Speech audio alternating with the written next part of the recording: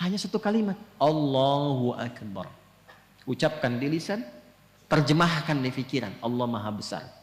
Di pikiran kita mengikuti, menerjemahkan. Sebab kalau pikiran tidak mengikuti, setan memiliki celah.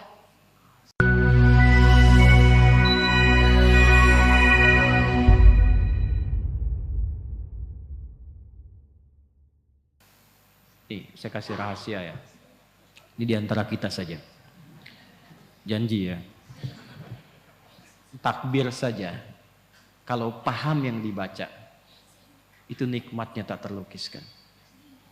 Abu Bakar As-Siddiq radhiyallahu taala anhu, itu baru takbir, Allahu Akbar, sudah gemetar, nikmatnya khusyuk. Ali bin Abi Thalib radhiyallahu taala anhu, Sayyidina Ali bin Abi Thalib, itu pernah kena duri yang tipis itu kan, itu sakit ya. Nyabutnya sulit tuh. Apa bahasa Rusianya itu kacugak. Kacugak. Itu. Kena duri tajam, sakit dan sulit dicabut. Jadi begitu mau dicabut, terasa. Ada sahabat bilang begini, temannya, kawan beliau. Saya tahu kapannya waktu yang tepat untuk mencabut. Begitu takbir, Allah. Allahu Akbar, takbir. Itu dicabut durinya. Bahkan tidak ada perubahan di ekspresi wajahnya. Sama persis dengan saat mulai bertakbir. Gitu. Hanya satu kalimat, Allahu Akbar. Ucapkan di lisan, terjemahkan di pikiran, Allah Maha Besar. Di pikiran kita mengikuti, menerjemahkan. Sebab kalau pikiran tidak mengikuti, setan memiliki celah. Namanya khanzab. Ada setan penggoda orang sholat namanya khanzab. Saya tidak berani menjanjikan, tapi satu saat kalau kita nanti ada waktu, kita ngaji khusus fikih setan.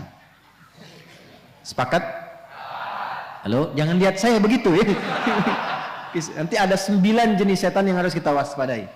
Dari mulai setan wudhu, setan rumah, setan kantor, terus setan pasar. Ada bu, setan pasar.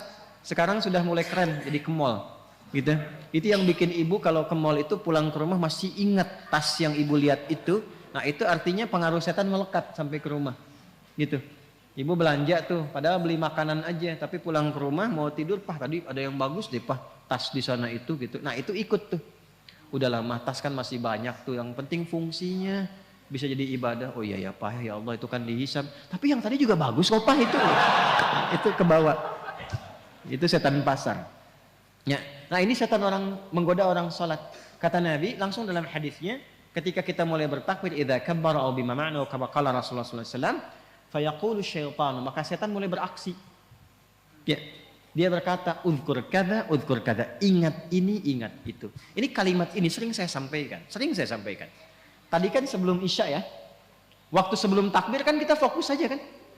Istau, khusyuk, sudah tahu. Khusyuk, fokus. Nggak ada ingat apa-apa. Tapi begitu takbir, Allahu Akbar, langsung muncul semua di kepala tuh.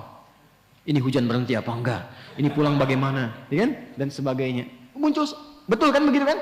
Muncul kan? Betul. Nah, berarti hadisnya benar. Dan Nabi nggak mungkin salah karena ada petunjuk wahyu. Hatta la yash'ura lil musalli kam raq'atan yusalli. Sampai ada orang sholat itu tidak menyadari berapa rakaat sebetulnya dia sedang menunaikan sholat. Pasti terjadi. Nanti subuh kejadian nih besok nih. Jadi begitu Anda takbir dari mulai tahajud, kalau yang tahajud, nanti kata-kata saya ini akan muncul lagi tuh. Allahu Akbar, ingat nih setan akan menggoda ini. Itu setan. Itu setan. Walaupun dia datang untuk mengingatkan, tapi tetap dia setan. Dia setan. Cara mengatasinya bagaimana? Nah, jadi mengetahui, memahami bacaan sholat itu menjadi penting untuk menepis itu. Jadi begitu bertakbir Allahu Akbar, pikiran menerjemahkan Allah Maha Besar, hati meresapi langsung. Ya Allah, aku berikrar Engkau yang Maha Besar. Tapi sebelum sholat bahkan aku membawa kebesaran dalam kehidupan.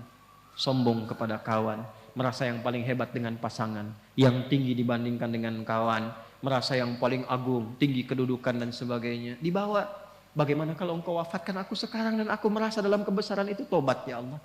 Aku mohon ampun. Ini yang membuat Abu Bakar As-Siddiq radhiyallahu taala anhu, sahabat terbaik, imannya tinggi, dekat dengan Nabi, hidupnya membersamai Nabi, hijrah jadi pendamping Nabi, di kuburan menjadi teman Nabi, di akhirat membersamai Rasulullah. Itu takbir Allahu Akbar sampai menangis mengingat itu. Maka dalam kesadaran itulah kita mengucapkan Allahumma ba'id baini wa baina khataaya kama ba'adta bainal masyriqi wal maghrib. Khataaya ya kecil di belakang itu ya pengakuan. Ya Allah, saya mengakui saya ini banyak salahnya. Hamba ini banyak maksiatnya ya Allah. Sedangkan hamba masih mengaku hambamu. Hamba berharap surgamu, hamba berharap pertemuan dengan Rasulullah, tapi hamba mengakui hamba banyak dosa. Maka Anda katakan kalau memang dalam sholat ini hamba pun masih membawa banyak dosa ya Allah, dengan ampunanmu yang tanpa batas, mohon ampuni dosa hamba dan jauhkan dari hamba sejauh-jauhnya seperti engkau jauhkan timur dan barat yang tidak pernah bertemu. Hamba malu bertemu denganmu ya Allah dalam keburukan. Itu maksudnya. Maka kita katakan juga di doa yang lain ada 12 jenis doa iftitah.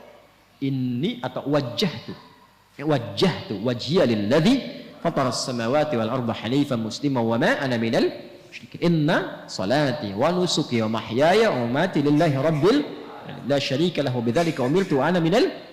Makanya doa itu seringkali disandingkan dengan pembuka juga iftitah. Allahu akbar kabira walhamdulillahi subhanallahi bukratan asila. Baru masuk ke wajjahtunya. Itu untuk menguatkan kepada jiwa. Ya Allah, aku merendah, aku pasrah. Hamba yang banyak salah. Aku hadapkan dirimu sepenuhnya, pasrah, sepasrah-pasrahnya pada penguasa langit dan bumi. Saya sholat, saya beribadah, bahkan hamba hidup, bahkan engkau wafatkan hamba sekarang dalam sholat. Hamba pasrah ya Allah. Yang penting engkau akui hamba sebagai seorang muslim. Hamba berjanji, kalaupun setelah sholat ini diberikan kesempatan hidup, maka hamba akan jadi muslim yang patuh dan baik setelah ini. Wa ana minal muslimin. Buktinya apa? Setelah sholat dibawa nggak kalimat itu? Nggak terbawa karena belum memahami. Mau sampai kapan seperti itu? Sedangkan kita sudah ribuan kali menunaikan sholat. Kenapa dari sekian ribu itu tidak ada yang kita usahakan untuk menikmati sholat itu? Sudah nikmat belum? Tapi kan yang penting benar rukunnya Ustaz, betul. Dan itu mengangkat kewajiban, menghilangkan dosa. Ada pahala kalau rukun terpenuhi. Tapi problemnya, ada nggak dampaknya kepada jiwa yang terasakan dalam menjalani kehidupan dunia? Sebab dulu orang sholat itu bukan hanya menggugurkan hukum, berubah menjadi orang baik. Paham?